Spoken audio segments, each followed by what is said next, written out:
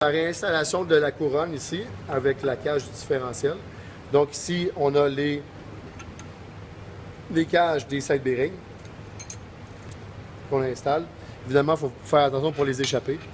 Il faut bien huiler les bearings quand ça peut fausser vos données lors de la prise de mesure, que ce soit des précontraintes juste de pignon ou celle de total ou celle de la cage différentielle. Donc ici. Là, ici, je prends celui que j'ai marqué avec deux barres jaunes ici. J'ai bien centré ma couronne et faire attention qu'il y ait à peu près le même nombre de filets de chaque côté au niveau des chapeaux, qui est side bearing. Donc, je mets ici mes boulons. Évidemment, il faut bien les rentrer. Et une méthode qui est relativement bonne, pour moi, évidemment, chaque personne peut prendre ça différemment. Donc, moi, souvent, ce que je fais, c'est que je vais les serrer à la main, jusque dans le fond.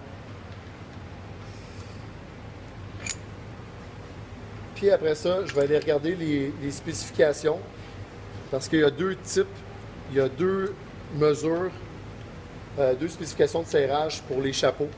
Il y en a une qui est très basse, donc qui est là pour faire l'ajustement, et la deuxième qui est pour vraiment écraser les chapeaux pour pas que les side bearings bougent encore et les cages des side bearings bougent.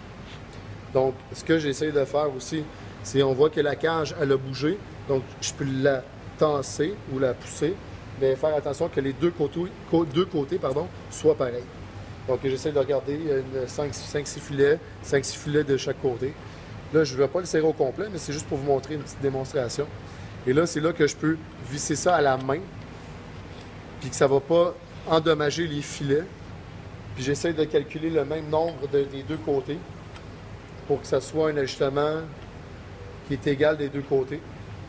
Donc, si j'ai à bouger la couronne vers le pignon ou l'éloigner, bien, elle ne soit pas totalement décentrée du nombre de filets de chaque côté, là, et que j'ai plus de lousse. Là, il est un peu plus difficile à rentrer, parce que le chapeau est plus ou moins rentré comme il faut. Donc, c'est juste pour une explication vite, rapide. Donc ici, pour éloigner la couronne du pignon, il faudrait que je dévisse un côté là. Donc, je fais un tour dévissé, un tour vissé. Donc, ça va amener la couronne plus loin. Et pour la rapprocher, donc, je fais le contraire. Je dévisse un tour ici et je vais serrer un tour là.